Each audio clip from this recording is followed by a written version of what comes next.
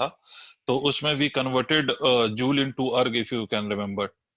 ठीक है, एनीवेज, तो बेटे 1 जूल की value 1 joule is equal to simply 10⁻7 erg. This is the value of 1 joule, है ना। 1 जूल की वैल्यू 10⁻7 अर्ग होती है, and erg is the CGS unit of work done, और यू कैन से एनर्जी।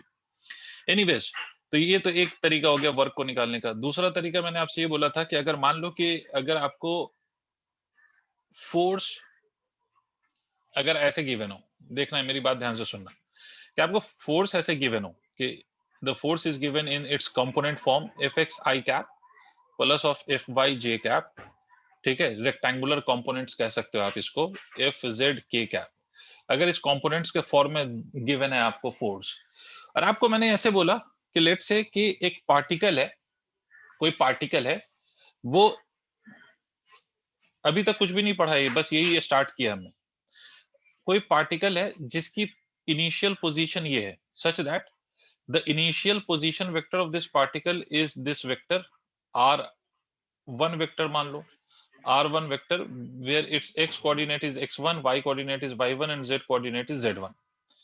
ठीक है sir, and the next position vector of this particle, मतलब ये पार्टिकल यहां से एक नए पोजीशन पे पहुंच जाता है, और मान लो कि the new position vector of this particle becomes r2।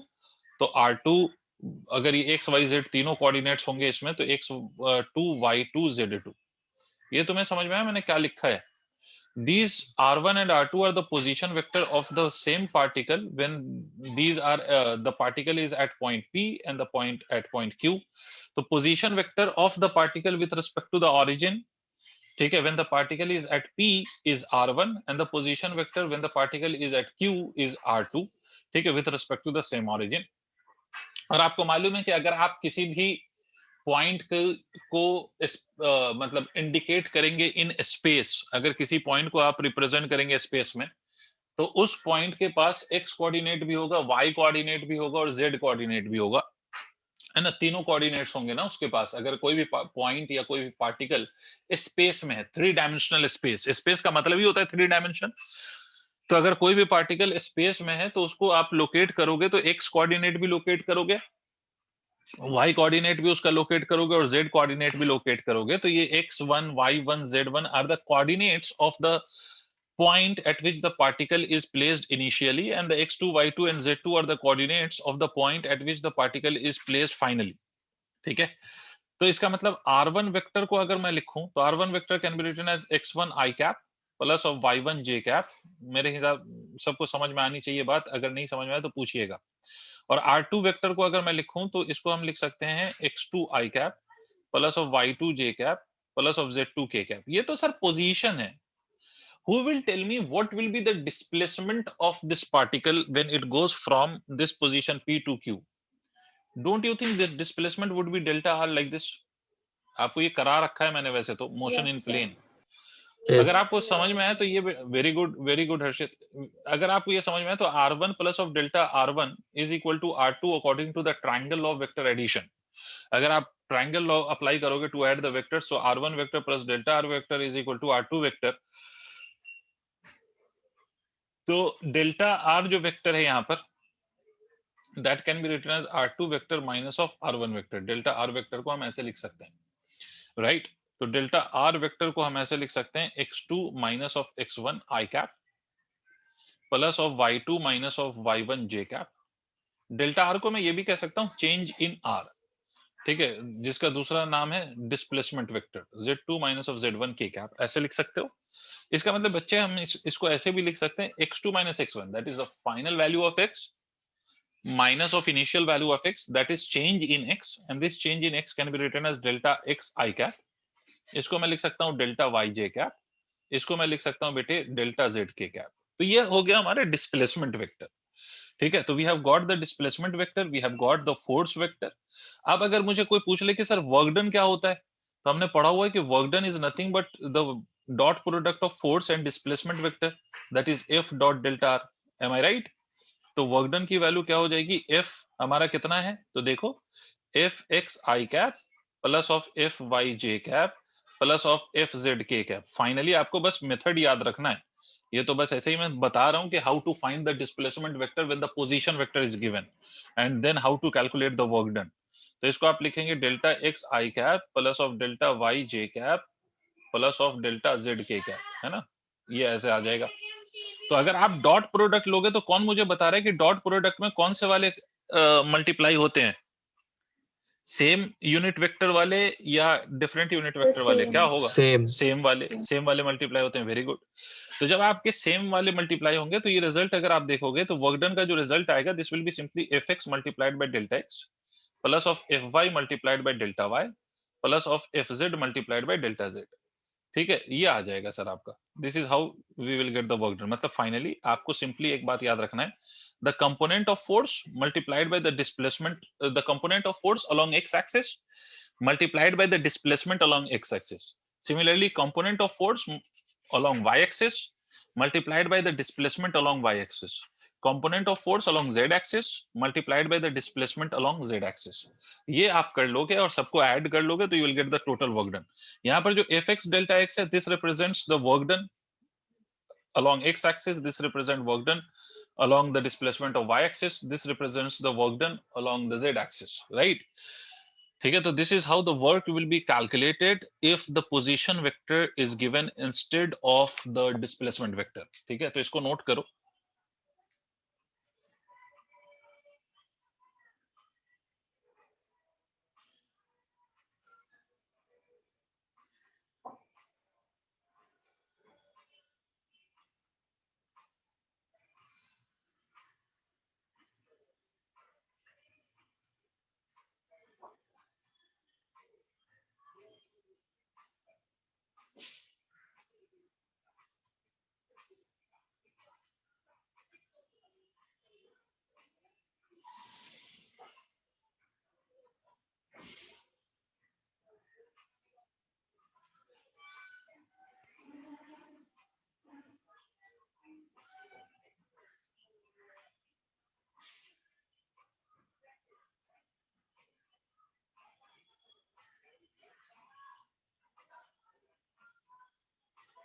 Done.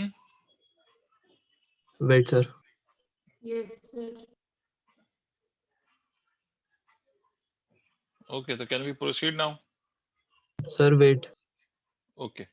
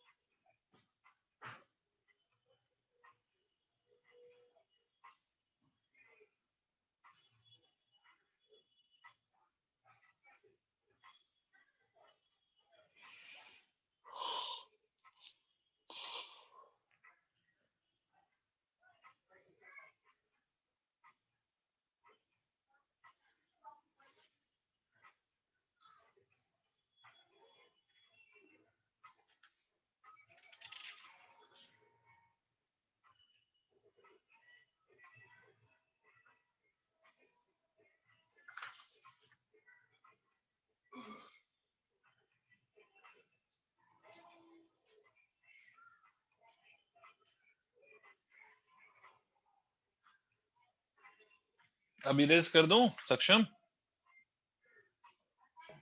Yes, sir. ठीक है, तो this is these basically are the two formulas to calculate the work done due to the constant force. याद रखो कि यहाँ पर भी जो फोर्स है हमारा वो कांस्टेंट है और ये अभी हम कांस्टेंट फोर्स पे हम कांस्टेंट फोर्स के वर्क डन पे हम बात कर रहे हैं। ठीक है, कांस्टेंट फोर्स के वर्क डन पे हम बात कर रहे हैं अभी तो फिलहाल। ठीक है, अब मेरी बात सुनिएगा। अब क्वेश्चंस पे आते हैं सर। एक दो क्वेश्चन हम पहले करें कांस्टेंट फोर्स के, उसके बाद फिर हम आगे बात करते हैं। तो सर पहला question on the constant force. Question ऐसे है कि सर एक ऐसा अज्यूम करो कि कोई ये एक ब्लॉक है, ठीक है, ये ब्लॉक है और इस ब्लॉक पे फोर्स लग रहा है ऑफ 10 न्यूटन। इस ब्लॉक पे फोर्स लग रहा है 10 न्यूटन का। ठीक है, ये ब्लॉक है, इस ब्लॉक पे फोर्स लग रहा है 10 न्यूटन का। पहले ये ब्लॉक हॉरिजॉन्टल डायरेक्शन में गया, है ना, उसके बाद उसके बाद ये ब्लॉक ऐसे गया वर्टिकल डायरेक्शन में। ध्यान से मेरी बात समझना कि देयर इज अ ब्लॉक, पहले वो हॉरिजॉन्टल डायरेक्शन में जा रहा है, उसके बाद वो वर्टिकल डायरेक्शन में जा रहा है। हॉरिजॉन्टल डायरेक्शन में it covers a distance of 5 metre और उसके बाद it is going in the vertical direction from here. वही सेम ब्लॉक पहले हॉरिजॉन्टली ले गए, उसके बाद हम इसको वर्टिकली ले गए by applying the same force of 10 newton. Force वही, सब कुछ वही, ठीक है। और वर्टिकल डायरेक्शन में it goes by let's say a distance of 10 metre. तो आपको बताना है कि what is the work done, what is the work done by force of 10 newton, ठीक है, ऑन द ब्लॉक। ब्लॉक को पहले आप हॉरिजॉन्टली ले गए हो, उसके बाद फिर ब्लॉक को आप वर्टिकली ले गए हो। First you are taking the block horizontally and then you are moving the block vertically, ठीक है। तो आपको बताना है कि what is the total work done by the force of 10 newton on the block. बताइए।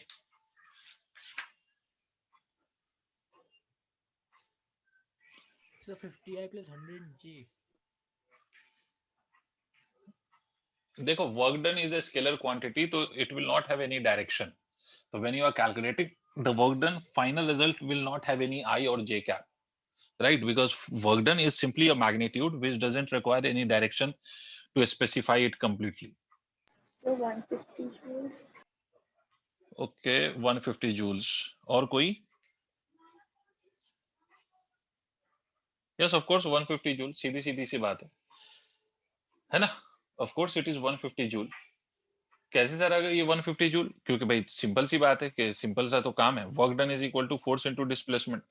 तो work done will be equal to what? Work done equal to force. Force कितना है? 10 और डिस्प्लेसमेंट कितना? 5। तो 10 इंटू 5 प्लस ऑफ कितना बेटे? 10 into 10 that is equal to 50 और 100। तो 150 joules, this is the work done. Simple सी बात, this will be the value of work done. कोई डाउट तो नहीं इसमें?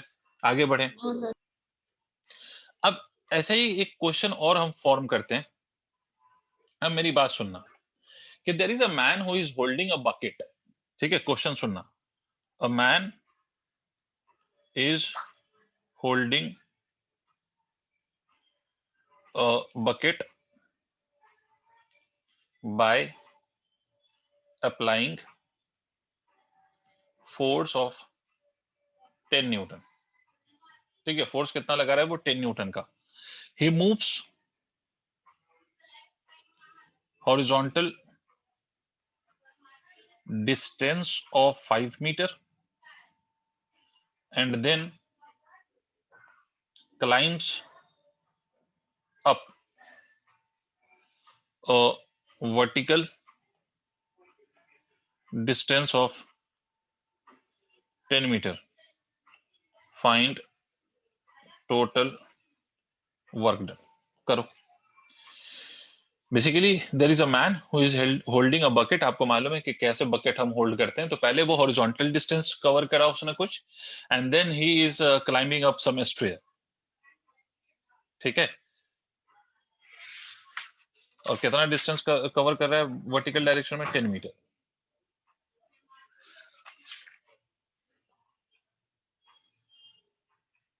सर इसका भी 150 होगा। So same इसको 150. अच्छे से सोचो। Sir 100 joules. Right Harshit, good. इसका 100 होगा, 150 नहीं होगा। क्यों? Let us understand the reason. For example if you are holding a bucket, सोचो आपने यहाँ पर एक बकेट पकड़ा हुआ है ना, ये बकेट, ये आपका बकेट है विच यू आर होल्डिंग, ठीक है। और आप ऐसे जा रहे हो, ऐसे जा रहे हो, तो आप बकेट को होल्ड करने के लिए you are applying a force of 10 newton, right. To hold this bucket you are applying the force of 10 newton. तो आपका जो फोर्स होगा जो आप बकेट पे लगा रहे हो, what will be the direction of that force which you are applying on the bucket? Bucket पे जो आप फोर्स लगा रहे हो उसकी डायरेक्शन क्या होगी? Will it be in the horizontal direction और in the vertical direction? Vertical होगी. डिड यू अंडरस्टैंड कि देखो इस बकेट पे there will be a force of mg। अगर आप इसको हाथ में पकड़े रखना चाहते हो तो you will have to balance mg। So you are balancing mg by this force of 10 newton. You are applying a force of 10 newton, so that would be in the vertical direction, and your displacement of 5 meter is in the horizontal direction. तो obvious सी बात है कि displacement of force are at an angle of 90 degree, hence the work done will be equal to 0. Did you understand? Yes, sir. अब जब आप vertically climb करने लगेंगे, obviously stair पे आप सोचो कि आप वर्टिकली क्लाइंब कर रहे हो स्टेयर्स पे, या आप वर्टिकली इस बकेट को पकड़ के ऊपर चढ़ रहे हो, तो अब आप देखो, इस बात को समझो कि आपका बकेट तो अभी भी आपने ऐसे ही पकड़ा हुआ है, ये अभी भी बकेट ऐसे ही है, और आपका फोर्स अभी भी ऐसे ही है, बट इस बारी डिस्प्लेसमेंट भी इसी डायरेक्शन में होगी, because you are climbing a vertical distance. आप क्या कर रहे हैं, एक वर्टिकल डिस्टेंस को क्लाइंब कर रहे हैं, तो आपका जिस डायरेक्शन में फोर्स है उसी डायरेक्शन में आपका डिस्प्लेसमेंट है। तो पहले केस में द एंगल वाज 90 एंड दूसरे केस में द एंगल इज 0। तो अगर आप पहले केस का वर्क डन निकालेंगे तो देखो, work done would be equal to force is 10, displacement is 5 into cos of 90 degree plus of 10 multiplied by 10 into cos of 0 degree। ठीक है, तो वर्क डन की वैल्यू कितनी आ जाएगी, ये वाला हो गया 0, तो ये आ जाएगा 100। This will be 100 joule. Did you understand the logic? Yes, sir. ठीक है, moving on to the next question.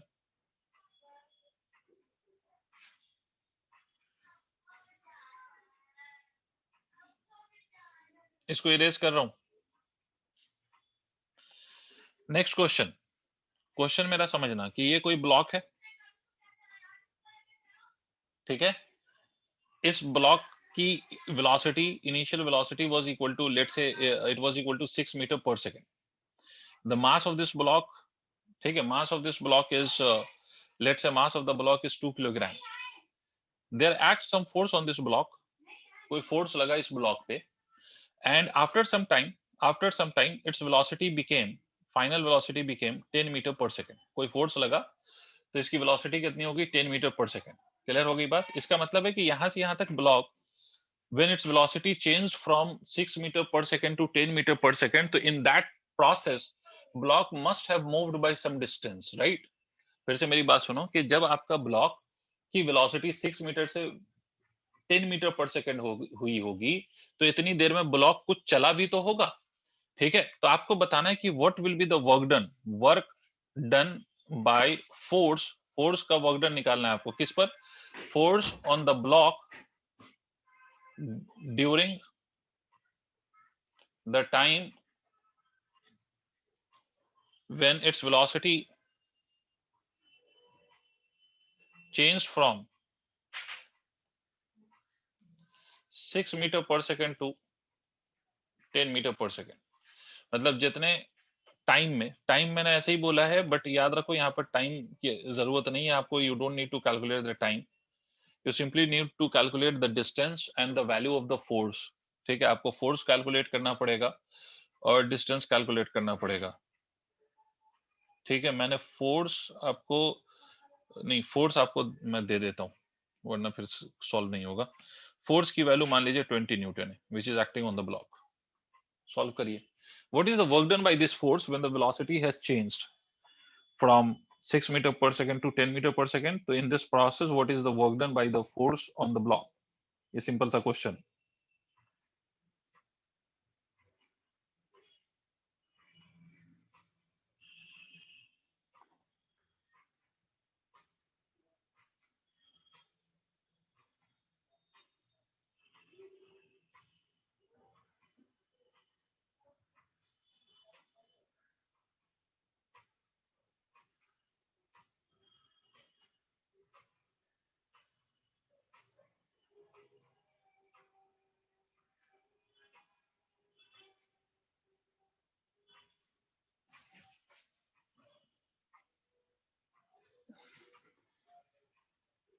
Sir, 880 Newton. अच्छा, और कोई?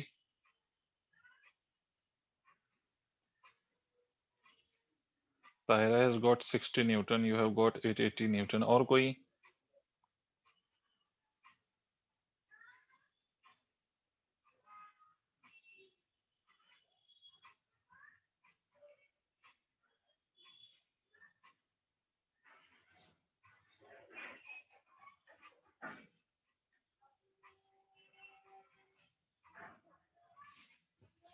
चलो, कोई ऐसा रॉकेट साइंस क्वेश्चन नहीं था। देखो, to calculate the work done you need to quantities, one is force and another is the displacement। तो you have got the value of force as 20 Newton. Force की वैल्यू आपको already पता है कि sir force की value कितनी है, it is 20 Newton. ठीक है, फोर्स आपको दिख रहा है कि इट इज 20 न्यूटन। आपको क्या चाहिए सर, आपको डिस्प्लेसमेंट चाहिए। कब? When the velocity has changed from 6 metre per second to 10 metre per second. जब वेलोसिटी का चेंज हुआ है तो आपको कितना डिस्प्लेसमेंट हुआ है वो चाहिए। तो कैसे निकालोगे? तो बेटा because the velocity has changed, इसका मतलब है कि दिस मोशन इज एक्सेलरेटेड, और whenever you have an accelerated motion, provided acceleration is constant, तो in that case you will calculate displacement using the equation of motion। फिर से मेरी बात सुनो कि भाई velocity change हो रही है तो motion accelerated है, और अगर आप ध्यान से देखोगे तो this acceleration of the body will be constant। तो पहले तो आप एक्सेलरेशन निकाल लो। एक्सेलरेशन कैसे निकालोगे? आपको मालूम है force by mass, that is 20 divided by 2 is equal to 10 metre per second. This is the per second square, this is the acceleration. So once I have got the value of acceleration, I can use this equation v square is equal to u square plus of 2as, if you remember। ठीक है, तो इसको हम ऐसे भी लिख सकते हैं, s is equal to v square minus of u square divided by 2a, and v is equal to what? The final velocity is 100 minus of 6 squared is 36 upon 2 into 10, that will be equal to 20। तो 100 minus of 36 will be equal to 64 divided by 20। ठीक है, ये आ जाएगा।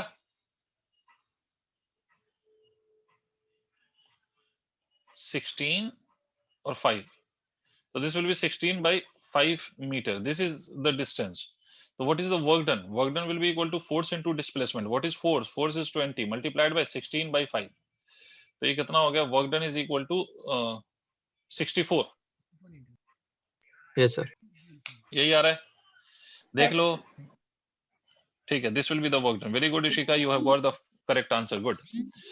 तो ये तो आपको समझ में आ गया, दिस इज द कॉन्सेप्ट। एक और क्वेश्चन कर लो इसी कांस्टेंट फोर्स पे, फिर उसके बाद हम वेरिएबल फोर्स पे डिस्कशन शुरू करते हैं।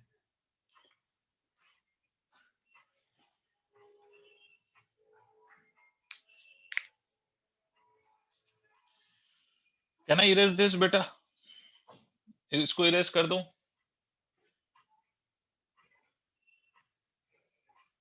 Yes, sir.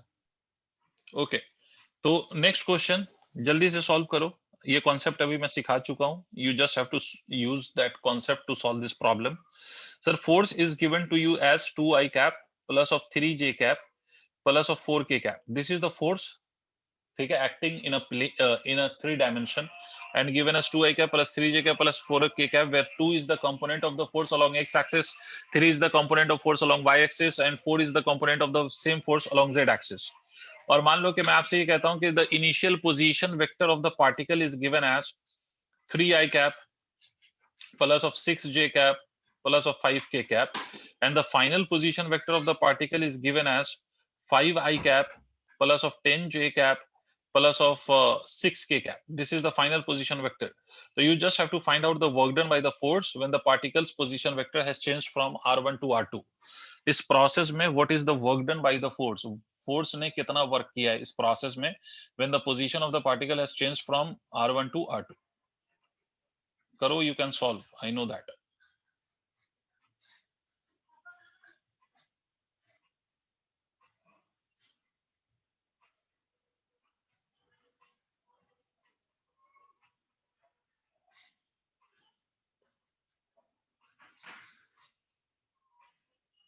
Twenty joule, Harshit has got the answer, 20 joule। What about the rest? What about others?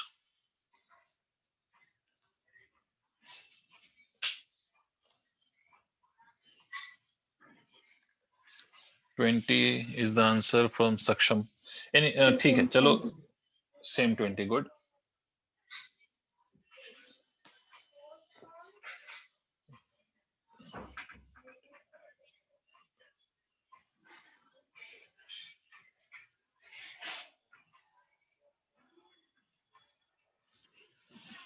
चलो साहब, displacement vector r2 minus of r1, तो 5 में से 3 चला गया तो this will become equal to 2i cap plus of 4j cap plus of k cap. ये आ गया आपका डिस्प्लेसमेंट। तो आपका जो वर्क डन है वो सिंपली f डॉट r करेंगे हम, f डॉट डेल्टा r, और हमें पता है कि डॉट प्रोडक्ट में सेम वाले यूनिट वेक्टर ही मल्टीप्लाई होते हैं, और जो i j का डॉट प्रोडक्ट करोगे तो 0 हो जाएगा, j डॉट का 0 हो जाएगा। तो सिंपल सी बात है सर, कुछ नहीं करना, ये 2 और ये 2, तो it will become 4 and i dot i will become 1 plus of 4 3 is the 12, j dot j will become 1 plus 4 into 1 is 1। ठीक है, तो मेरे हिसाब से तो ये 17 आ रहा है। How did you get this as 20? Sir, 4 into 1, 4. अच्छा sorry, I made a mistake. 4 into 1 is 4. तो ये 20 आ गया. 20 joule is the work done. Clear है? Yes, sir.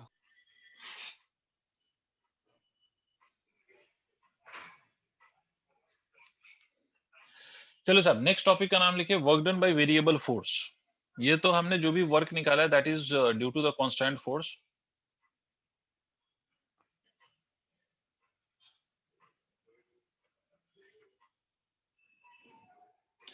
Now, work done by variable force. First of all, try to understand what is a variable force. तो आपको मालूम है ऐसा force which varies, जिसकी वैल्यू चेंज हो, है ना? मतलब ऐसा फोर्स जिसकी वैल्यू फिक्स्ड नहीं हो, जिसकी वैल्यू चेंज हो रही हो, उसको हम वेरिएबल फोर्स कहते हैं. तो वेरिएबल फोर्स का बेसिक मतलब तो यही है कि सर ऐसा फोर्स जिसकी वैल्यू चेंज हो रही है, that will be simply called as variable force. ठीक है. अब ये फोर्स वेरी कर सकता है with position of the particle, और ये फोर्स वेरी कर सकता है with the time of the time for which the particle is moving. मतलब ये फोर्स वेरिएबल है ना, तो ये वेरी कर सकता है किसी भी चीज के साथ, है ना? मतलब जैसे फॉर एग्जांपल अगर बेटे मान लिख दूं कहीं पर f is equal to 2x where x is position of the particle along x axis, मान लो. तो अगर x पोजीशन है और force is equal to 2x है, तो इसका मतलब है कि ये फोर्स वेरिएबल है और x की वैल्यू चेंज करूंगा तो ये फोर्स वेरी कर जाएगा. सिमिलरली अगर मैं मान लो ऐसे लिख देता हूं f is equal to 2t where t is time, where t is time, ठीक है, वेयर t इज टाइम. तो इसका मतलब क्या होगा? इसका मतलब ये होगा कि सर ये फोर्स फिर से वेरिएबल है और ये अब इस बारी किसके साथ वेरी कर रहा है? तो टाइम के साथ वेरी कर रहा है. ठीक है, ये किसके साथ वेरी कर रहा है? टाइम के साथ वेरी कर रहा है. तो इसका मतलब है कि जब भी फोर्स वेरिएबल होता है तो वो फोर्स वेरी करता है या तो पोजीशन के साथ या वो वेरी करता है टाइम के साथ. क्लियर हो गई बात? तो या तो पोजीशन के साथ वेरी कर सकता है या टाइम के साथ वेरी कर सकता है. तो कोई भी, चाहे वो कोई सा भी केस हो, अगर फोर्स वेरिएबल है तो how we will calculate the work done? Try to understand. क्यों सर? मान लो अभी तो हम सिर्फ एक्स के साथ ही बात कर लेते हैं पहले, कि अगर मान लो कि मैं आपसे कह रहा हूं कि force is equal to 2x, इसका मतलब है सर कि when x is equal to 1 metre तो force will be equal to 2 newton. ये तो मतलब हुआ. The moment I will change this x from 1, मतलब x इज इक्वल टू, मान लो कि मैं कर दूं 1.00001, तो force will become equal to 2 into 1.0000001. ये हो जाएगा. तो ये फोर्स की वैल्यू चेंज हो गई या नहीं हो गई? 2.0000002, मतलब फोर्स चेंज हो गया. इसका मतलब force is changing for every value of x. अगर फोर्स की वैल्यू चेंज हो रही है तो इसका मतलब है कि sir work done for the same displacement will be different. नहीं आई बात समझ में? सर आप ऐसा समझो कि अगर पहले 1 मीटर का वर्क डन, अगर हम पहले 1 मीटर का वर्क डन निकालें और इसका work done by this force is equal to W1 because force is F1, मान लो, क्योंकि फोर्स किस पे डिपेंड कर रहा है? x पे. तो अगर x को चेंज करेंगे तो फोर्स चेंज होगा. तो पहले 1 मीटर में अगर मान लीजिए कि फोर्स आपका कितना था? 2 न्यूटन था, तो पहला वाला फोर्स कितना था? 2 न्यूटन. तो पहला वाला work done will be written as equal to 2 into 1. अब अगर मैंने x की वैल्यू को 2 मीटर कर दिया तो इस रीजन में फोर्स की वैल्यू कितनी हो जाएगी? Force will become equal to 2 into 2 that is equal to 4 newton, है ना? तो वर्क डन की वैल्यू कितनी हो जाएगी बेटा? 4 into 2. जबकि मैं यहां से यहां तक कितना डिस्प्लेस हुआ हूं?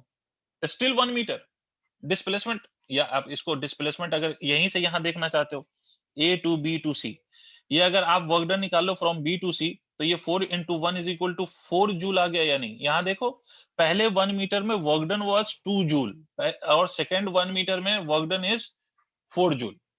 नहीं आ रही बात समझ में? आ रही है सर. ये पॉइंट क्लियर हुआ? इसका मतलब है कि हर पोजीशन पे फोर्स की वैल्यू डिफरेंट हो रही है, तो हर स्मॉल डिस्प्लेसमेंट का जो वर्क डन होगा वो एक दूसरे से डिफरेंट होगा.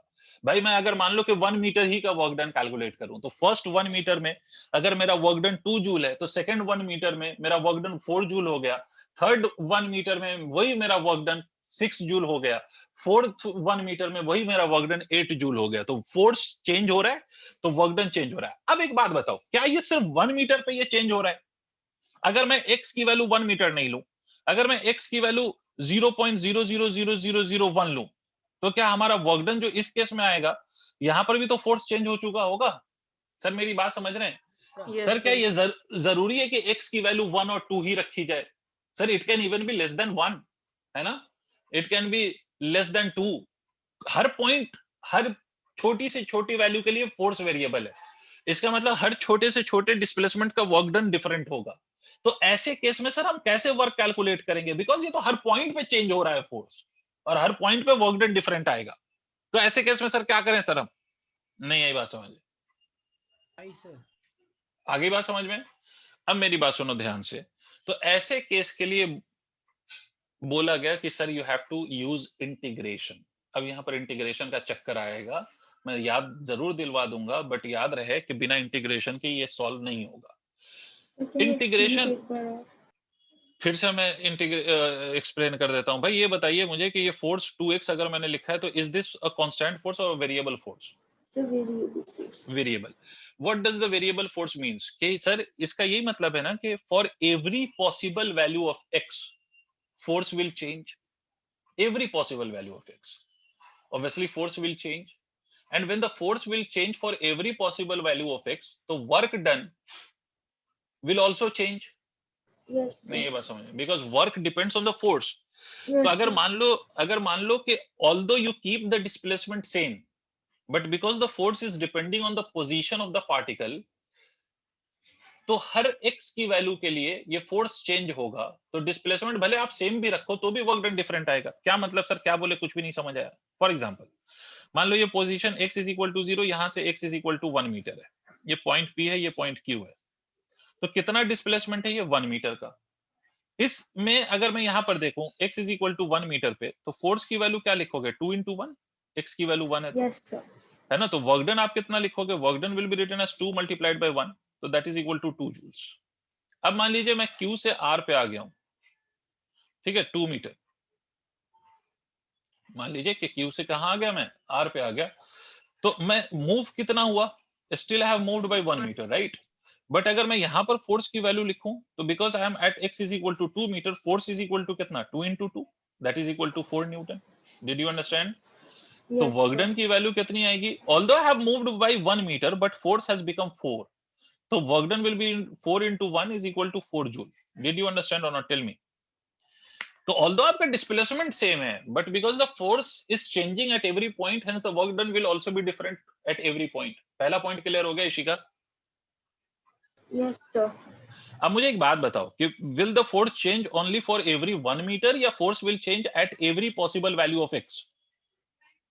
So every possible value of for x. Every possible value of x। इसका मतलब है कि इस पॉइंट पे जो वर्क डन होगा वो अलग आएगा, इस पॉइंट पे वर्क डन अलग आएगा। इसका मतलब स्टार्टिंग फ्रॉम 0 to 1 मीटर के बीच में ना हर पॉइंट का वर्क एक दूसरे से डिफरेंट है, ठीक है? इसका मतलब कि फोर्स हर पॉइंट पे चेंज हो रहा है, तो हर पॉइंट पे वर्क की वैल्यू भी अलग अलग आ रही है। तो ऐसे केस में अगर कोई मुझसे कह ले कि भाई आपको वर्क कैलकुलेट करना है स्टार्टिंग फ्रॉम 0 to 10 मीटर, 0 से स्टार्ट करके 10 मीटर तक के बीच का आपको टोटल वर्क डन कैलकुलेट करना है। तो अगर मुझे ऐसे कोई कह दे कि 0 से लेकर 10 मीटर के बीच का आपको वर्क डन कैलकुलेट करना है, तो यहाँ पर तो फोर्स हर पॉइंट में बदल रहा है। तो ऐसा तो नहीं है कि मैं x की हर पॉसिबल वैल्यू इसमें पुट करूंगा और हर पॉसिबल वैल्यू के लिए वर्क निकालूंगा। नहीं आ रही बात समझ में? आ रही No सर। sir. क्या ये फिजिबल है कि मैं इसमें पहले रख दूं कि x इज इक्वल टू 0 से जस्ट आगे गए 0.00000001, फिर यहाँ के लिए हमने वर्क डन निकाला, फोर्स कैलकुलेट किया, फिर वर्क डन निकाला, फिर आगे चले x इज इक्वल टू 0.000002, फिर इसके लिए वर्क डन निकाला। ऐसा तो पॉसिबल नहीं है। No तो sir. ऐसे केस में हमें क्या करना पड़ेगा? तो ऐसे केस में we will have to apply the mathematical method of integration. अब इंटीग्रेशन कैसे अप्लाई करेंगे इस बात को समझो। पहले तो मेरी बात बहुत ध्यान से सुनो, क्योंकि मैं चाहता हूं ये कॉन्सेप्ट हर बच्चा अपने दिमाग में बसा ले, क्योंकि जब भी इंटीग्रेशन होगा तो उसका बैकग्राउंड यही रहेगा, फॉर्मूला यही रहेगा। ये नहीं कह रहा हूं मैं, क्योंकि आप वर्क निकाल लो तो वर्क का फॉर्मूला अलग है, आगे आप सेंटर ऑफ मास फाइंड करेंगे उसका फॉर्मूला अलग है, मोमेंट ऑफ इनर्शिया फाइंड करेंगे उसका फॉर्मूला अलग है। बट जब भी इंटीग्रेशन यूज होगा उसका बैकग्राउंड यही होगा जो अभी बता रहा हूं। मेरी बात ध्यान से सुनो बच्चे। मैंने बोला, अगर मैंने एक एग्जांपल मान लो कि मैंने मान लिया कि force is equal to 2x है, वेयर x इज पोजीशन। पहले ध्यान से सुनो, अभी नोट कुछ नहीं करना है, सिर्फ सुनना है। तो बच्चे undoubtedly for every possible value of x force की वैल्यू चेंज हो रही है, इसमें तो कोई शक नहीं है। For every possible value of x force की वैल्यू चेंज हो रही है ना, फोर्स की वैल्यू चेंज हो रही है। इसमें तो कोई शक नहीं है किसी को। बट एक बात सोचो बेटा, मैं आपसे कहूं कि x की वैल्यू मैंने रखा x is equal to 1 metre, तो फोर्स की वैल्यू आई 2 मीटर। ध्यान से सुनना, अब इसके जस्ट बाद एक पॉइंट मान लो, ठीक है, जस्ट बाद, और यहां पर आप मान लो कि x की वैल्यू बिल्कुल जस्ट बाद, एकदम पास, एकदम पास, ठीक है। कितना पास सर? इतना पास कि दोनों के बीच की दूरी ऑलमोस्ट जीरो मान सकते हो, ऐसा समझो, ठीक है। तो इसको अगर मैं 1.000000000000000000001 ले लूं, समझ रहे हो आप इस x की वैल्यू को, तो यहां पर अगर मैं फोर्स Yes, की sir. वैल्यू लिखूंगा तो मैं क्या लिखूंगा, 2 इंटू, मुझे भी नहीं याद कितनी बार जीरो लगाया, तो ऐसे समझ लो सिर्फ समझने के लिए, 0.0000001। अब मुझे एक बात बताओ, undoubtedly this force will become 2.0000000000000000000000002, है ना। ये फोर्स और ये फोर्स सेम तो नहीं है, ऑब्वियसली नहीं है, ठीक है। बट अगर मैं आपसे पूछूं कि इन दोनों फोर्स का डिफरेंस कितना है, तो क्या कहेंगे आप? इन दोनों फोर्स का डिफरेंस, तो क्या कहेंगे sir? negligible. 0.00000000000000002, which is very very a small value. How small is this value? तो इतना छोटा है ये कि इसको हम नेग्लेक्ट कर सकते हैं। इसका मतलब है कि अप्रोक्सीमेटली अगर हमने कोई बहुत करीब वाला पॉइंट लिया तो इसका मतलब है कि अप्रोक्सीमेटली हम दोनों पॉइंट को एज अ सेम पॉइंट की तरह ट्रीट कर सकते हैं। Although in reality these two points are not the same point, but just for the value और just for the sake of mathematics इन दोनों को हम एक पॉइंट की तरह ट्रीट कर सकते हैं, because the difference between these two values is very very very very small. नहीं आई बात समझ में? Yes, sir. इसका Yes. मतलब बेटे अगर मान लो कि मैं इस पॉइंट को P कह लूं, इस पॉइंट को Q कह लूं, तो क्या मैं अज्यूम कर सकता हूं कि P और Q पे फोर्स को ऑलमोस्ट सेम मान सकता हूं या नहीं? Yes. Yes, sir. Almost same मान, ये सबको क्लियर हुआ है? ये लॉजिक सबको क्लियर है? Yes, sir. ऑल्दो फोर्स बहुत although force variable है, although force is variable, but if I take the 2 points so close to each other such that the separation between them tends to 0, तो उस case में हम दोनों point को एक point की तरह ट्रीट कर पाएंगे, और उस केस में हम फोर्स की वैल्यू उन दोनों पॉइंट्स पे सेम अज्यूम कर सकते हैं। तो हम करते क्या है बेटा कि हमारे जब भी वेरिएबल फोर्स होता है तो हम एक छोटे से डिस्प्लेसमेंट पे वर्क कैलकुलेट करते हैं। क्या मतलब? मान लो ये पॉइंट P है और इसके बहुत पास एक पॉइंट Q है, ये बहुत पास है, बट इसको सिर्फ आपको समझाने के लिए कि ये दो पॉइंट्स अलग अलग पॉइंट हैं, आपको सिर्फ ये समझाने के लिए, ये सिर्फ आपको ये समझाने के लिए मैं इन दोनों को अलग अलग ले रहा हूं, ठीक है, बट ये पॉइंट्स बहुत पास है। ये बात सबको समझ में आ गई? प्लीज टेल मी यस और no. Yes, sir. Yes. Yes, sir. है ना। और ये बात आपको कौन बताएगा? तो ये बताएगा dx। सर मैंने आपसे बोला था कि d जब भी किसी के साथ लग जाए, d जब भी किसी के साथ लग जाए, तो इसका मतलब है कि इसका मतलब है कि ये जो d लग गया, इसका मतलब है कि x की वैल्यू बहुत बहुत बहुत छोटी है। कैसी है? x की वैल्यू बहुत बहुत छोटी है। क्लियर? कितनी छोटी? अगर कोई आपसे पूछ ले कितनी छोटी, तो आप सिंपली कहेंगे Almost इतनी, negligible. हाँ इतनी छोटी सच दैट कि उसको हम नेग्लेक्ट कर सकते हैं, इट इज ऑलमोस्ट नेग्लिजिबल। ठीक है, बहुत बढ़िया सर, ये बात तो आपको समझ में आ गई सर। अब मेरी बात सुनिएगा, ठीक है, अब ये अगर आपको ये सारी बातें समझ में आ गई हैं तो अब मेरी बात सुनिएगा।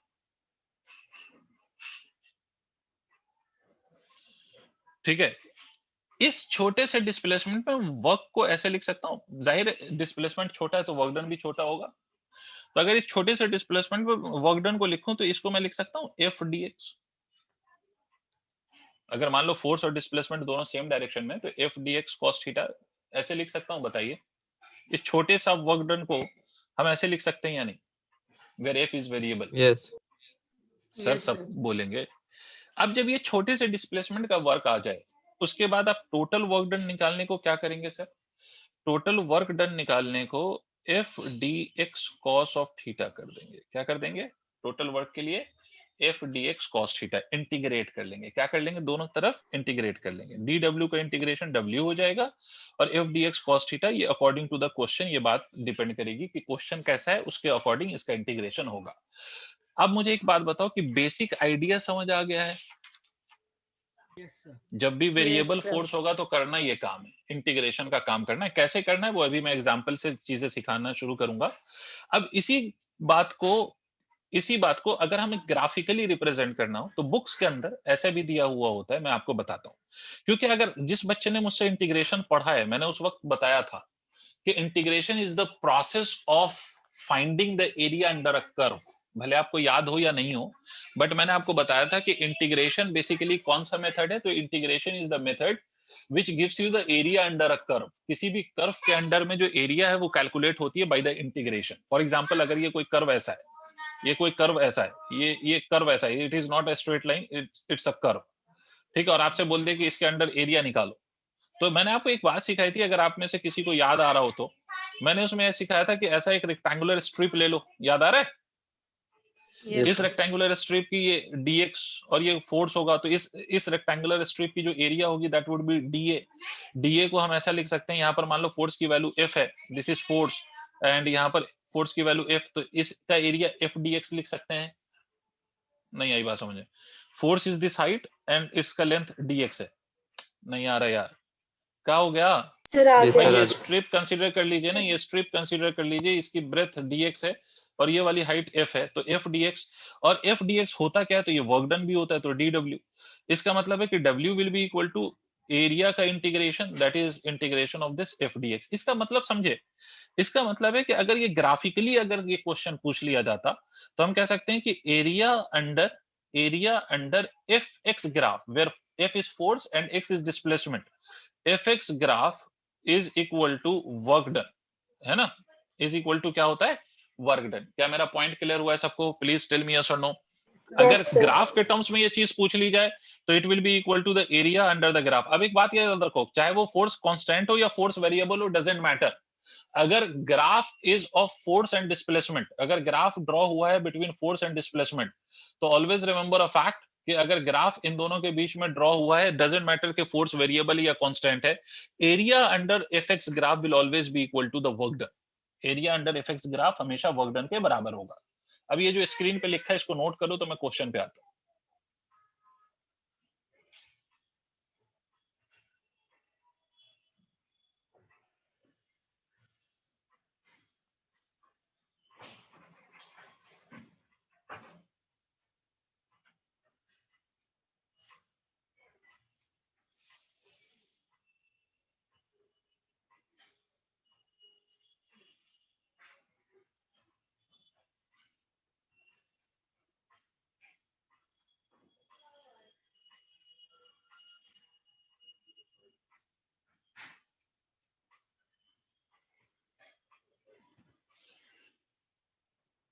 नोट कर लेना तो बता देना।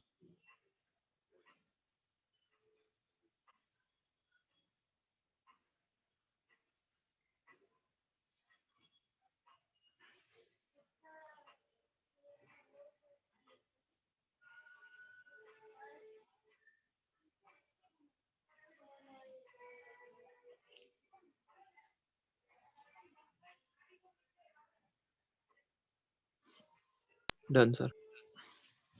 ठीक है। No, sir. मैं इसको, अच्छा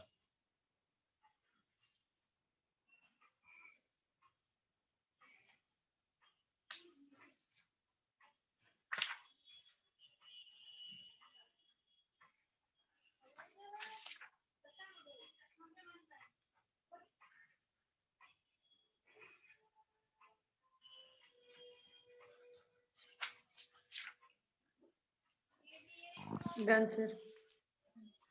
चलिए अब सुनिए, वेरिएबल फोर्स का वर्क डन हम निकालेंगे। तो सबसे पहला क्वेश्चन कि sir force is equal to 2x square. Force की वैल्यू क्या है? फोर्स की वैल्यू 2x स्क्वायर है ना? Where where where x is position of particle. तो आपको दिख रहा है कि ये फोर्स वेरिएबल है और ये फोर्स वेरिएबल के साथ साथ ये फोर्स x पे डिपेंड कर रहा है, where x is the position of the particle. ठीक है। अब आपसे बोला गया कि you have to find the, अब क्वेश्चन आपसे कहता है calculate work done from x is equal to 0 to x is equal to 4 metre. ये आपका क्वेश्चन कि आपको अज्यूम करना है कि the particle has been displaced from 0 to 4 ठीक है, तो x की इनिशियल वैल्यू कितनी है 0 और फाइनल वैल्यू कितनी है 4 मीटर, तो x इज इक्वल टू 0 और 4 मीटर के बीच में you have to calculate the work done. समझ आ गई बात? You have to calculate the work done. तो सर फोर्स वेरिएबल है, ऑब्वियस सी बात है कि दिस फोर्स इज वेरिएबल।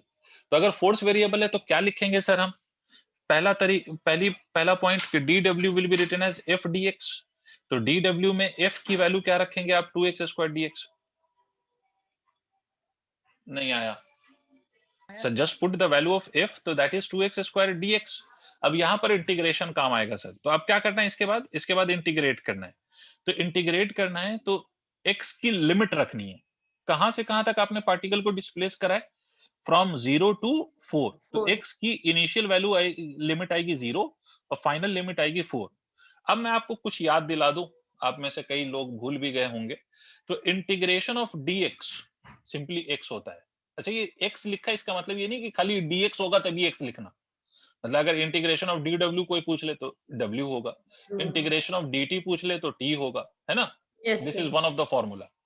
दूसरा, अगर इंटीग्रेशन में फिर से मैं सारी इंपॉर्टेंट याद दिला देता हूं कि x to the power n dx है, तो इसका इंटीग्रेशन आप लिखते हैं x to the power n plus 1 upon n plus 1। अच्छा, अगर इसमें कोई कांस्टेंट भी आ गया, इंट्रोड्यूस हो गया, वेयर मान लो ये k कांस्टेंट है and we have x to the power n dx, तो याद रखिएगा constant will be as it is, है ना? उसका हाँ, उसको बाहर निकाल देंगे, उसका कुछ भी नहीं करना हमें।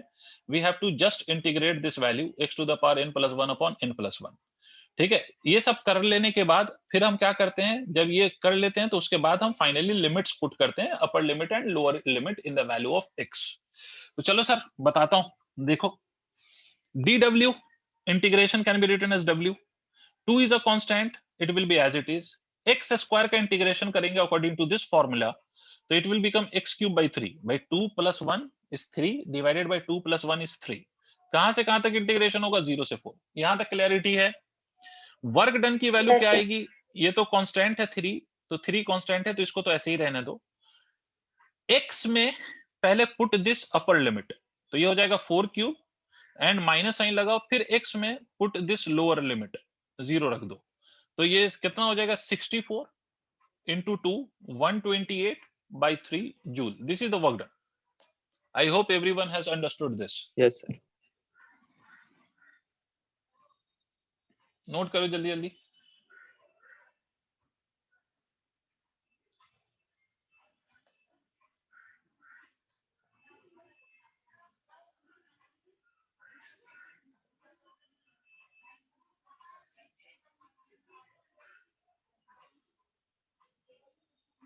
सर हाँ जी। सर अभी तो जैसे कि कहते हैं हम लोगों हम्म, को force in terms of distance रखिए तो हमें वो एक्स स्क्वायर डी एक्स के फॉर्म में मिल जा रहा है। हाँ, don't worry, I'll tell you how to solve the question in which force is related to time. अगर ठीक है, टाइम मतलब कोई भी वेरिएबल रिलेटिव हो हाँ, अगर देखो टाइम के टर्म्स में है, इसलिए मैं कह रहा हूँ कि if you have force in terms of time तो उसके लिए एक स्पेशल केस है जो हम अप्लाई करेंगे। बट ऐसा नहीं है बेटा कि फोर्स को किसी और के टर्म में दे दे और हमें रिलेशन पता ही नहीं हो। नहीं आ रही बात समझ में? सर सर आगे सर मैं ये पूछ रहा हूँ कि जैसे अगर ऐसा हुआ तो हम क्वेश्चन टू नहीं हो सकता, नहीं हो सकता, कोई रूल अप्लाई नहीं होगा। Integration is not possible Done. Till you know the relation of the variables. Okay okay sir जैसे फॉर एग्जांपल, ये सबने नोट कर लिया, मैं इसको इरेज कर लूं, आगे बढ़े? Yes, sir. Yes, sir. अब मेरी बात सुनिए, इस बच्चे की एक पॉइंट बता दूं, फिर एक दो और क्वेश्चन लेता हूं। देखो हर्षित, अगर मान लो कि आपसे ये बोला जाए कि force is given as equal to 2y, ठीक है, and body is being displaced along x axis.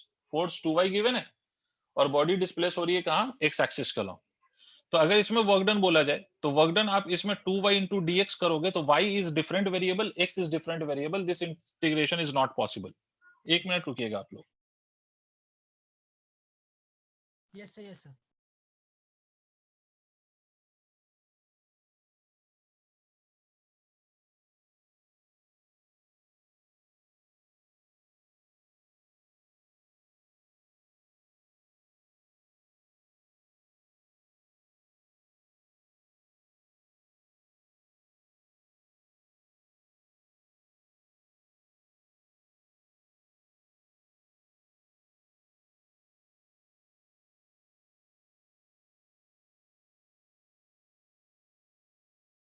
Hello sir,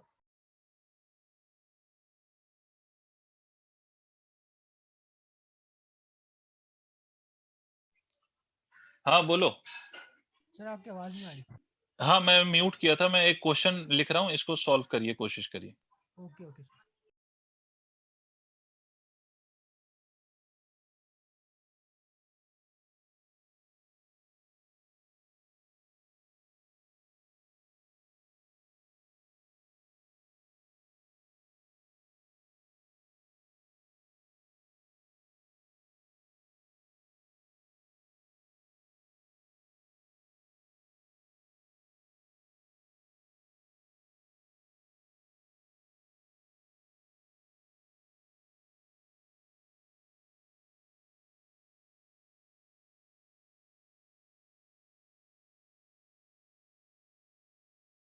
आपको स्क्रीन पे एक क्वेश्चन दिख रहा है, f is equal to x square plus of 2, ठीक है, where obviously x is position along x axis, और आपको वर्क डन निकालना है, और कहां से कहां के बीच में निकालना है, तो you have to calculate the work done between x is equal to 0 to x is equal to 2 metre, इसके बीच में आपको वर्क डन निकालना है।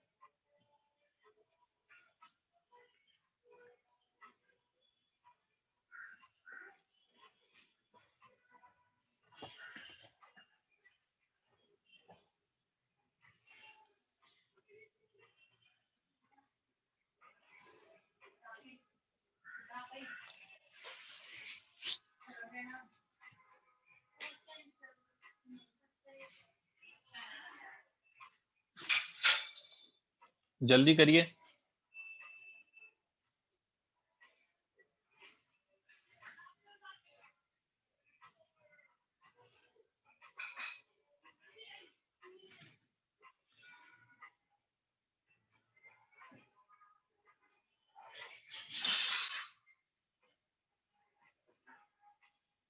Fourteen by 3 is the answer of Saksham.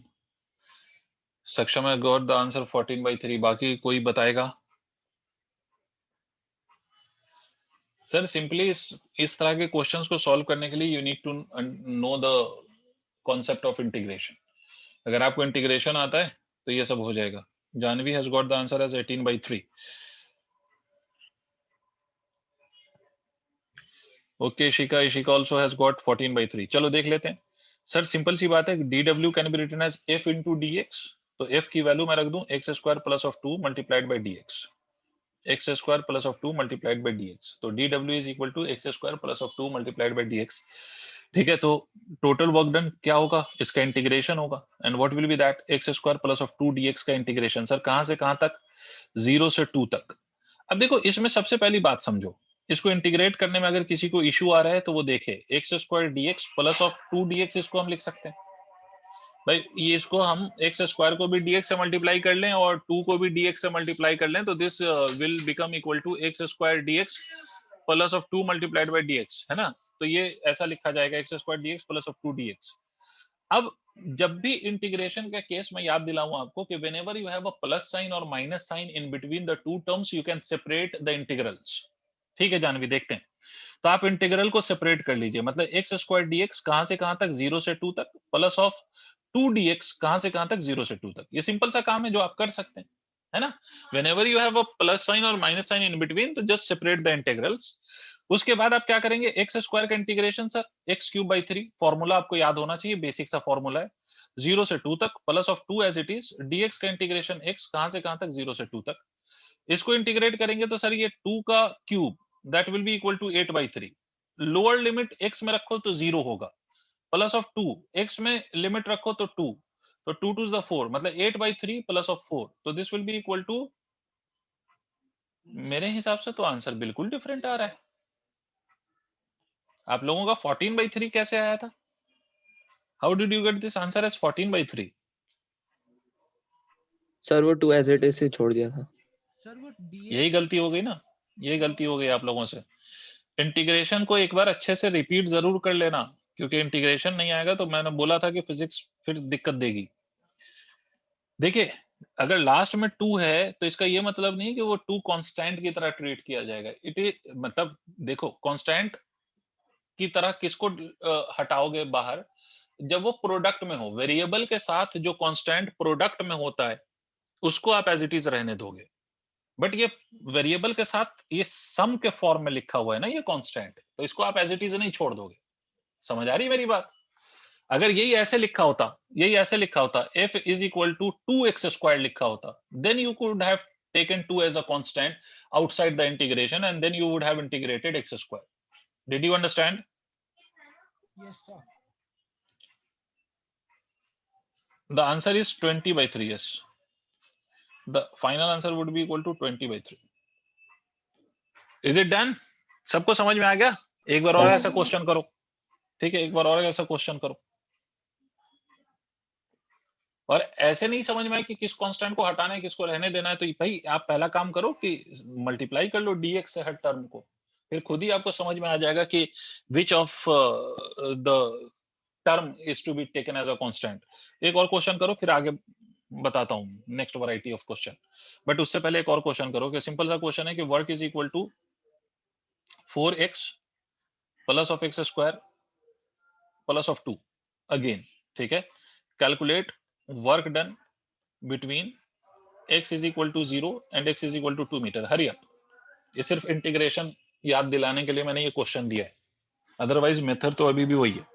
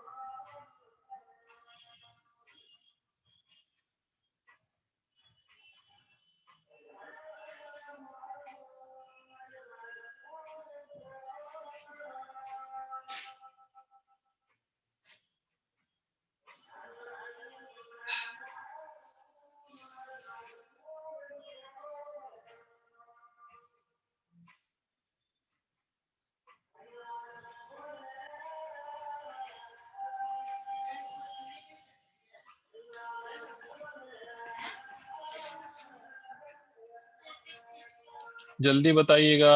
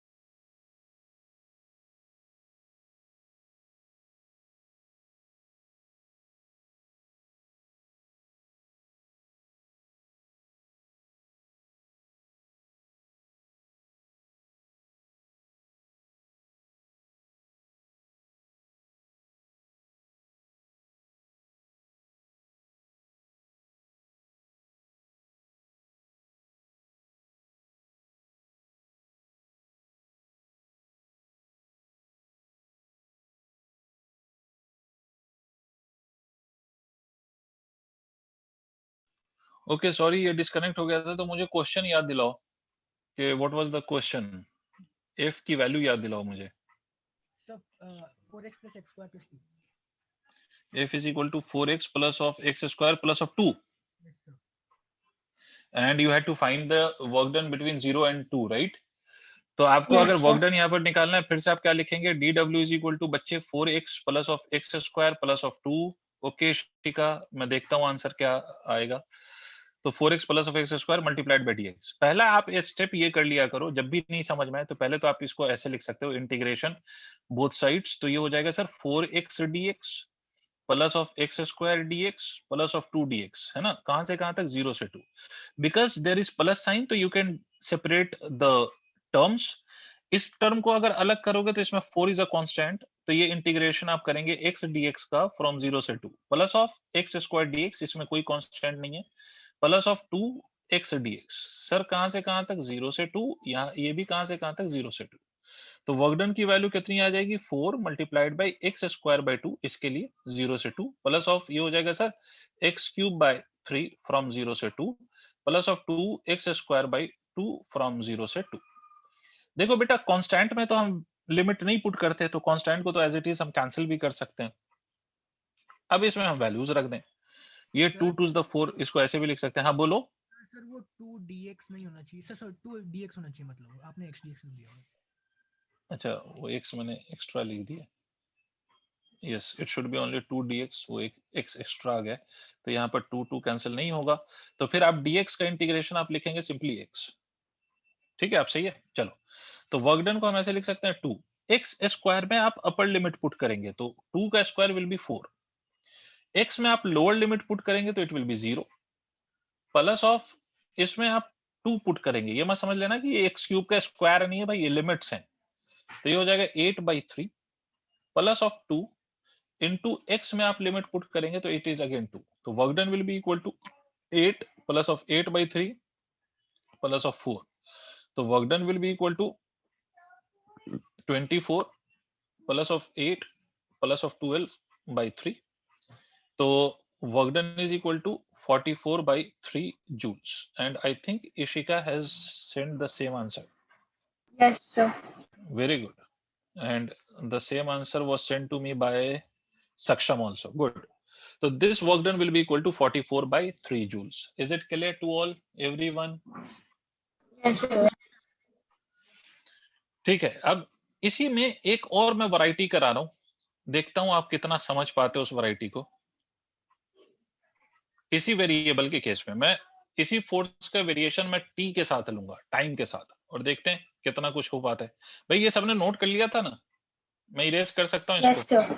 Yes. ठीक है, अब देखो अगर मैं बेटा क्वेश्चन ऐसे मान लो कि the force acting on a body, let's say ये फोर्स है, ये फोर्स बॉडी पे लग रहा है, and that force is 2t, force is 2t where t is time.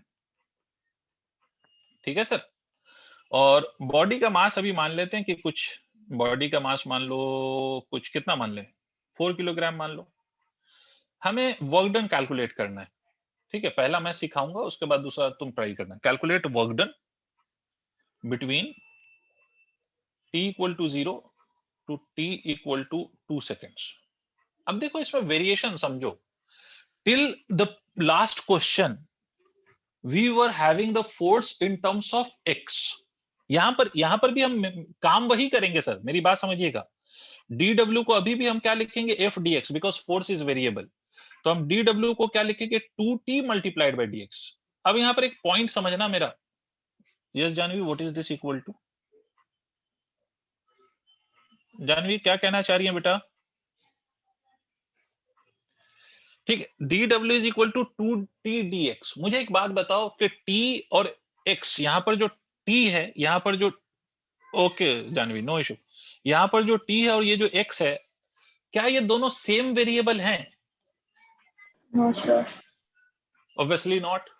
t represents time and x is representing position, तो position अलग चीज होती है और टाइम अलग चीज है, तो दोनों सेम वेरिएबल नहीं है।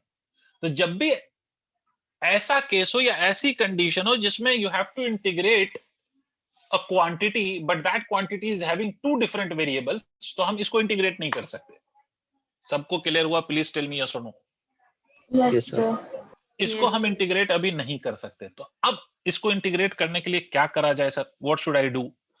तो इसमें हम ये कहते हैं कि सर इसको ऐसे लिख लो, इंटीग्रेशन ऑफ 2t। भाई इंटीग्रेट तो करना ही है आपने, बट अभी हम इंटीग्रेट नहीं कर सकते, तो इसको इंटीग्रेट करने के लिए हम करते क्या है? dt से मल्टीप्लाई और dt से डिवाइड। सर ऐसा कर सकते हैं? कर सकते हैं, because the term with which you are multiplying your equation with the same term you are dividing the equation also, तो mathematically it is possible and mathematically it is correct। तो हम dt से मल्टीप्लाई और dt से divide कर दें at the same time, तो इससे फायदा क्या होगा sir? What is the benefit of this? तो इसको देखो 2t, इसको बच्चों मैं ऐसे लिख सकता हूं dx by dt into dt। थोड़ा अच्छा सवाल है ये, इसलिए रिस्पॉन्ड करो। who will tell me what Yes, is sir. this dx by dt? X. Can anyone? Sir. dx by dt, velocity x is position and t is, yes, x is position and t is time, तो इसको मैं लिख सकता हूं twice of t multiplied by v d t. ये आपको यहां तक क्लैरिटी है? प्लीज अच्छे से देख लो। Yes sir. सबको समझ आ रहा है? बट द प्रॉब्लम इज कि सर ये तो टी तो दिख रहा है बट वेलोसिटी तो हमें पता ही नहीं है ना? टी तो दिख रहा है but we don't know the value of velocity. Velocity तो नहीं पता। फिर सर आपने तो और मुश्किल कर दिया ये। You have made the question further complicated क्योंकि velocity is not known to us. तो कैसे करें sir? How should we solve it? तो एक बात बताओ, अब वेलोसिटी लाने के लिए दूसरा स्टेप ध्यान से सुनना। बेटा एक बात बताओ, can I write force is equal to mass into acceleration? Yes sir. थोड़ा लेंदी क्वेश्चन है क्योंकि इसने हर्षित ने ये मुझसे पूछ लिया था इसलिए मैं करा रहा हूं, ठीक है? तो बाकी तो आप इस रिजल्ट को यूज कर लेना जो मैं रिजल्ट अभी फाइनली बताऊंगा। तो F is equal to ma लिख सकता हूं। तो F की वैल्यू हमें क्वेश्चन में कितनी गिवन है? 2t। इज इट राइट बेटा? Yes sir. Yes, sir. And बेटे इसको मैं dv by dt लिख सकता हूं मेरे बेटे। Acceleration can be written as dv by dt since acceleration is equal to dv by dt। अब ये सब जो भी पढ़ा है वो यूज हो रहा है सर, प्रीवियस चैप्टर्स में जो पढ़ा है। Yes sir. सर मुझे एक बात बताइए, यहां से मैं ऐसे लिख सकता हूं कि m dv is equal to 2t dt, या मैं ऐसे भी लिख सकता हूं कि dv is equal to 2 by m t dt। अगर इसको मैं दोनों साइड पे इंटीग्रेट कर दूं तो क्या मैं ऐसे लिख सकता हूं v is equal to 2 by m t square by 2? Yes yes नहीं आया। आया सर, आया सर। 2 से 2 कैंसल्ड आउट, तो इसको मैं ऐसे लिख सकता हूं t स्क्वायर बाय m। अच्छे से देख लो सर। सर आपने m को इंटीग्रेशन से बाहर क्यों किया? Because m is the mass and mass always remains constant. Yes sir, आ गया। सर लास्ट वाला स्टेप समझो। फिर से सुनिए बेटा, ये m को मैं 2 के नीचे ले आया क्रॉस मल्टीप्लाई से, तो dv is equal to 2 by m t dt। अब t हो x हो कुछ भी हो, इसका इंटीग्रेशन तो t स्क्वायर बाय 2 होगा ना छोटी। Yes sir. ठीक है, तो वही लिखा है 2 से 2 this 2 cancels out, t square bye m। v की वैल्यू कितनी आ गई? t स्क्वायर बाय m आ गई। Okay sir. नहीं यही बात समझे? अब यही तो हमें चाहिए था ना, v एक मामला नहीं फंस गया था तो वही हमें चाहिए था, तो हमने v फाइंड कर लिया। तो फाइनली हम वर्क डन को कैसे लिखेंगे? 2 इंटू टी, इसको हम लिख देंगे t square by m multiplied by d t. तो वर्क डन को हम लिख सकते हैं 2 m कांस्टेंट है तो बाहर ही रहेगा, ये कितना आ जाएगा? T cube D T. यहां तक क्लियर है? कहां से कहां तक अब इसको इंटीग्रेट करोगे? 0 से 2 सेकेंड्स तक। देखो अगर तुम्हें यहां तक क्लैरिटी हुई हो तो रेस्ट इज द सेम, बाकी तो कहानी वही है। Sir, t cube by 3 नहीं होगा? जी बेटा फिर से बताइए। Sir, t cube by 3 नहीं होगा?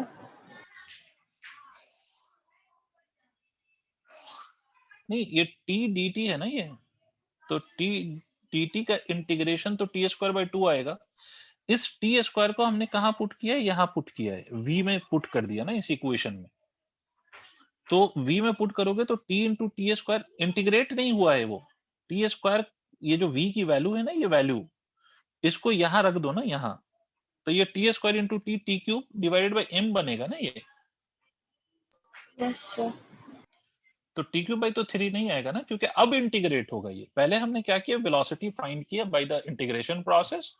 अब वो जो वेलोसिटी की वैल्यू आई है वो यहाँ सब्स्टिट्यूट कर दिया। अब जो ये आया है इसको हम इंटीग्रेट करेंगे, तो work done will be 2 by m। इसका इंटीग्रेशन कितना हो जाएगा? t to the power 4 by 4 और लिमिट होगी 0 से 2। अब इसको सॉल्व कर लेना, जो भी आ जाए m की वैल्यू 4 रख देना। सर हम्म सर ये मतलब मेथड करने के दौरान हम डायमेंशंस को वो नहीं करते ना, मतलब जैसे यहाँ 2t क्या? मतलब डायमेंशंस को दिमाग में नहीं रखते ना, बिकॉज यहाँ 2t 4t बता रहा है और डायमेंशन तो एकदम अलग अलग है। 2t 40 आ रहा है। सर फोर्स के डायमेंशन mlt -2 होता है, यहाँ पे जैसे आपने फोर्स को 2t रख रखा है, तो यहाँ पे हम डायमेंशंस को माइंड में नहीं रखेंगे ना, ये पूछा था। नहीं नहीं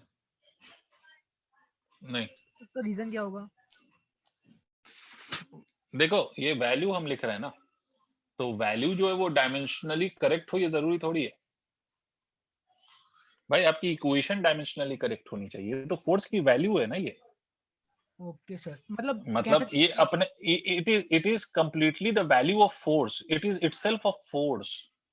भाई अगर मान लो कि उस हिसाब से तो ऐसे कहूं force is equal to 4, F की वैल्यू 4, तो आप कहोगे कि इधर डायमेंशन इज एमएलटी माइनस 2 और इधर का डायमेंशन तो है ही नहीं, नंबर ही हाँ नहीं सर, समझे। हाँ? तो ये तो वही वाली बात हो गई ना, तो नहीं ऐसा नहीं है, this is the value of force, तो you are talking about the force, उसकी वैल्यू इतनी है। नहीं आया, आया है सर, आया। it is not a new quantity, it is the value of that force which has the dimension mlt to the power minus 2। तो वैल्यू तो कुछ भी हो सकती है, उससे क्या फर्क पड़ता है, ये इक्वेशन नहीं है जो डायमेंशनली करेक्ट होना पड़ेगा इसको। ठीक है सर। हम्म, और सर हाँ, एक और चीज, हमने यहाँ अपने dt बाई dt से मल्टीप्लाई डिवाइड किया, dx बाई dx से करते तो dx by dx से अगर करते तो नीचे dx, मतलब dx by dx से करते तो dx ही रह जाता ना, वो सोच के देखो भाई, अगर ये dt को हम नहीं लें और इस dx है यहाँ पर, उसको dx से मल्टीप्लाई और dx से डिवाइड करें, तो dx dx कैंसिल, तो dx वही रह गया, फायदा क्या हुआ इसका। ओके ओके सर, समझ गया सर। ठीक है, सबको समझ आ गया ये, डोंट वरी, ऐसे सवाल और मैं नहीं कराऊंगा, इसी को दोबारा देखना, बिकॉज 11th में ऐसा सवाल क्वेश्चन तो नहीं पूछा जाएगा, इसके लिए तो बेफिक्र रहो, बट ये उसने बोल दिया था इसलिए मैंने करा दिया, इसको आप एक बार दोबारा फिर से रिवाइज कर लीजिएगा। ठीक है, अभी कोई कोई ऐसा स्टेप है जो आप पूछना चाहते हो।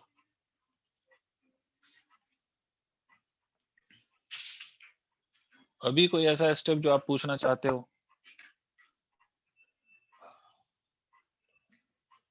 आवाज जा रही है मेरी, अभी कोई ऐसा स्टेप जो आप पूछना चाहो। नो सर, नो चलो सर। ठीक है, ठीक है, इसको रिवाइज कर लेना, मैं ऐसा और कोई क्वेश्चन और एक क्वेश्चंस नहीं ले रहा हूँ। This question is more than enough for you, because this type of question will not be asked in class 11th exam, it is for entrance level things, but चलो एक क्वेश्चन हमने ऐसे ही कर लिया। अब एक इसी का दूसरा फॉर्म ऑफ क्वेश्चन कि जब फोर्स वेरिएबल हो या फोर्स कांस्टेंट है, तो मैंने आपको एक और पॉइंट बताया था अभी थोड़ी देर पहले कि एरिया अंडर द ग्राफ अगर आप ले लोगे, कौन सा graph sir, area under the force and displacement graph, तो आपको क्या मिल जाएगा, तो आपको you will always get the work done, है ना, area under the graph is always equal to the work done, right.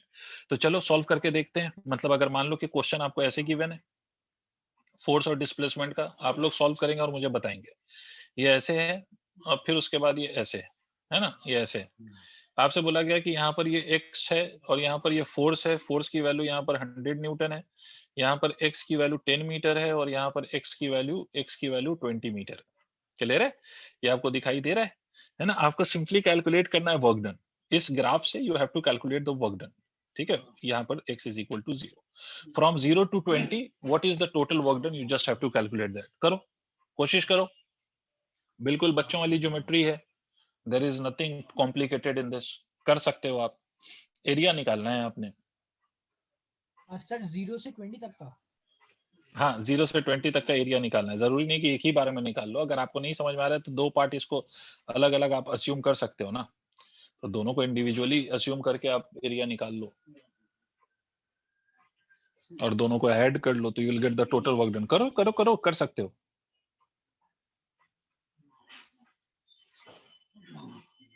Sir वो जो लास्ट आपने यहाँ पे क्या कहते हैं सर, जो लास्ट पॉइंट है सर, वहाँ उसके पैरेलल y कोऑर्डिनेट क्या है?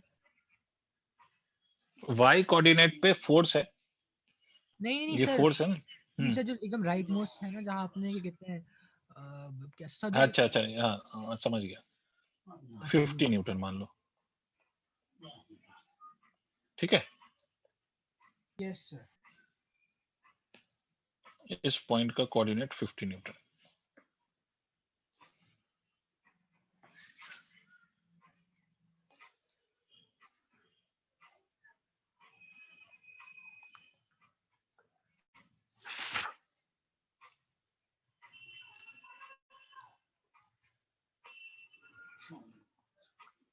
हो गया,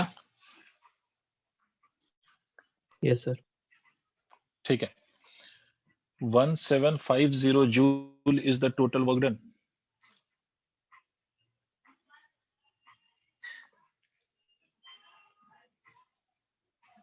चलो देख लेते हैं सर। सिंपल सी बात है, इसको दो पार्ट में हम सॉल्व कर सकते हैं। इसको we can treat as a rectangle, ये वाला पहला वाला पोर्शन, और ये दूसरा वाला पोर्शन इसको I can treat it as a trapezium. तो यहाँ पर अगर वर्क डन निकालोगे तो वर्क डन आप क्या लिखोगे, area of rectangle, area of rectangle plus of area of trapezium plus of area of trapezium. इन दोनों की एरिया आपने ऐड कर देना है, बस यही तो करना है, ट्रेपेजियम। तो area of rectangle is length into breadth. Length of this is 100 and breadth is 10. So this will be equal to 100 multiplied by 10 plus of area of trapezium is half into sum of parallel sides. तो यहाँ पर अगर आप देखो इस वाले triangle में, तो this side and this side are two parallel sides. ठीक है, तो sum of parallel sides will be equal to 100 plus of 50. I hope आपको समझ में आ गया हो. Into height, height का मतलब होता है दोनों parallel sides के बीच का distance. तो that will be nothing but 10. ठीक है, तो इसको हम लिख सकते हैं 1000 प्लस ऑफ ये 150 है ना, 150, ये 2 5s are 10, तो 150 मल्टीप्लाइड बाय 5, तो ये कितना हो जाएगा 750, तो ये हो जाएगा 715 joules. This is the work done. ये आएगा sir work done. Yes sir. ये हर्षित का आंसर बिल्कुल सही है, हर्षित का आंसर और सक्षम दोनों का आंसर सही है। 1750 joules is the total work done. So now you know how to calculate the work done for a constant force, how to calculate for a variable force, and how to calculate the work done from the given graph. तो graph चाहे किसी भी shape का हो, basically आपको उसके अंदर area calculate करनी है। The graph is drawn between force and displacement. अगर फोर्स वर्सेस डिस्प्लेसमेंट का ग्राफ है तो just calculate the area under the graph and that area will be exactly equal to the work done. ठीक है sir, तो rest we will discuss tomorrow. आज इतना ही रहने दीजिए, बाकी अब कल हम स्टार्ट करेंगे एक new topic which will be energy. तो एनर्जी का डिस्कशन हम कल स्टार्ट करेंगे। ठीक है, thank you sir. Thank you, sir. Thank you, sir.